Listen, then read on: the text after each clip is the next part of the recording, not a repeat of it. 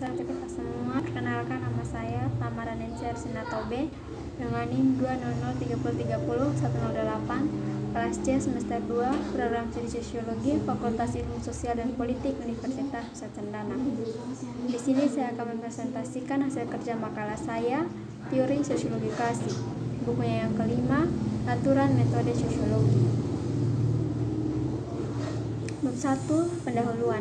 Apa itu fakta sosial?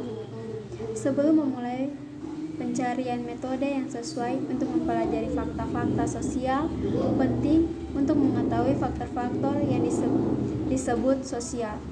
Pertanyaan yang paling penting adalah karena istilah tersebut digunakan tentang ketepatan yang tinggi. Ini biasanya digunakan untuk menunjuk hampir semua fenomena yang terjadi dalam masyarakat. Betapapun kecilnya kepentingan sosial di beberapa gejala alih yang mereka hadirkan, namun di bawah judul ini bisa dikatakan tidak ada kejadian manusia yang tidak bisa disebut sosial. Setiap orang minum, tidur, makan, dan menggunakan nalarnya, dan masyarakat memiliki kepentingan untuk melihat bahwa fungsi-fungsi ini dijalankan secara teratur.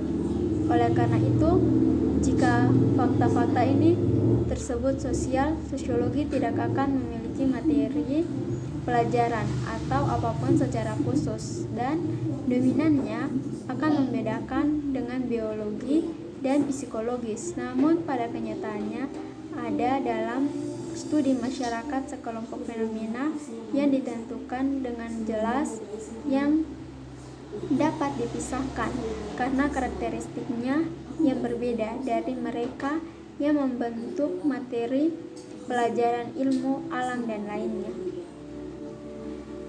Ketika saya melakukan tugas saya sebagai seorang anak dan kakak sebagai adik saya selalu melakukan komunikasi yang bisa disebut baik dan tidak baik pula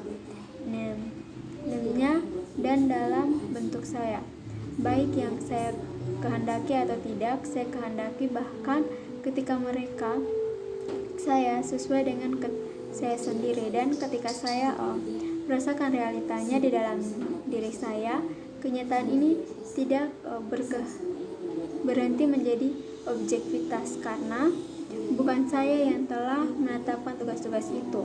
Saya telah menerimanya melalui pendidikan setelah sekian banyak yang saya berikan selama ini.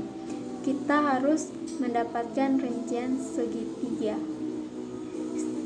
kegiatan yang dilakukan, misalnya kegiatan di luar rumah dan lain-lain.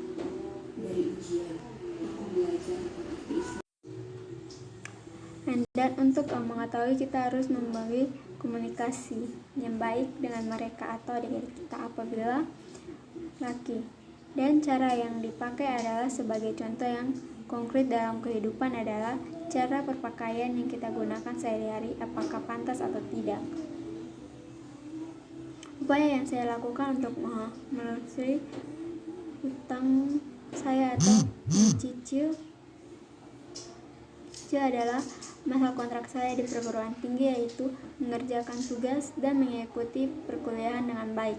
Hal-hal sepele yang dilupakan adalah mengerjakan tugas sebelum waktu dikumpulkan, sebab jika kita mengerjakan tugas sebelum waktu yang mepet atau sudah hampir habis, maka saya akan merasakan deg-degan, tidak fokus dalam hal mengerjakan tugas tersebut.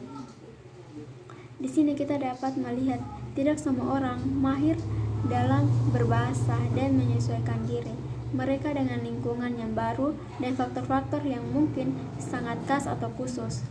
Kita dapat melihat dari cara bertindak dan tindakan mereka tidak dapat disamakan dengan cara fenomena organik, juga dengan fenomena psikis yang tidak memiliki keberadaan kecuali dalam dan melalui kesadaran individu.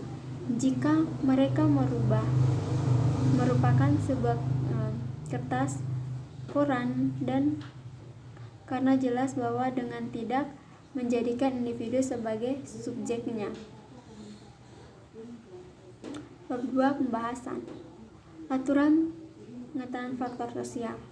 Pada susunan baru, fenomena menjadi objek kesadaran. Mereka sudah terwakili dalam pilihan, tidak hanya selalu berfungsi indah, tetapi juga oleh beberapa jenis konsep yang terbentuk secara khas. Sebelum dasar-dasar fisika dan kimia pertama kali diketahui, manusia telah memiliki pemahaman tentang fenomena fisika dan kimia yang melebihi persepsi murni saya. Misalnya, mereka ditemukan berbagai dengan semua agama. Jika karena pemikiran referensi mendahului ilmiah, pengetahuan yang hanya menggunakan secara lebih metodis, manusia tidak dapat hidup di antara berbagai hal yang tanpa membentuk gagasan tentang yang menurutnya. Tetapi karena gagasan ini lebih dekat dengan kita dan lebih dalam pemahamannya, mental kita daripada realitas yang berhubungan dengannya, kita secara alami cenderung mengantikan dengan realitas, memutuskan spekulasi kita. Padanya ahli-ahli mengamati, mendeskripsikan, dan membandingkan hal-hal. Kami puas untuk mereferensikan ide-ide kami, menganalisis dan mengembangkannya. Ahli-ahli itu yang berurusan dengan realitas kami melakukan tindak lebih dari analisis teologis. Tuntut analisis ini tidak mengembangkan sebuah observasi. Jelas bahwa metode ini tidak dapat memberikan hasil yang objektif. Pengertian atau konsep ini produk dari pengalaman umum. Tujuan utamanya adalah menyesuaikan tindakan kita dengan dunia sekitarnya. Mereka akan kita bentuk oleh pengalaman.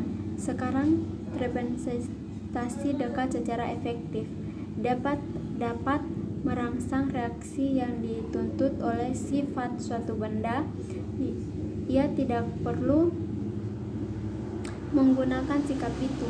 Kita cukup membuat kita tahu mana yang berguna atau merugikan tentang sesuatu dan cara apakah yang akan kita gunakan. Ilmu seperti itu hanya bisa menjadi ilmu yang kerdil karena ia tidak memiliki materi pelajaran yang harus diberi makan. Ia hanya ada, bisa dikatakan, sebelum lenyap,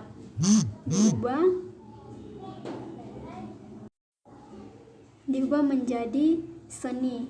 Diduga pengertiannya mengandung semua yang penting bagi realitas, tetapi ini karena mereka membingungkan dengan realita ini sendiri. Sejak saat itu, mereka tampaknya mengandung semua yang untuk menentukan apa yang harus dilakukan dan cara pelaksanaannya, karena dengan alam adalah buruk dan sarana untuk mencapai yang baik.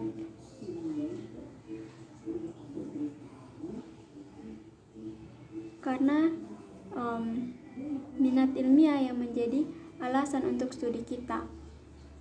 Untuk selanjutnya tidak ada tujuan untuk itu. Dengan demikian, pikiran relatif kita terdorong untuk berpaling dari pokok bahasa sains yang sebenarnya, yaitu masa kini dan masa lalu, dan dalam satu gerakan untuk melanjutkan ke masa depan, ahli-ahli berusaha memahami faktor-faktor yang sudah ditentukan atau ditemukan dan diperoleh. Ialah segala berupaya mengungkap yang baru, lebih sesuai dengan tujuan yang dikerjakan manusia.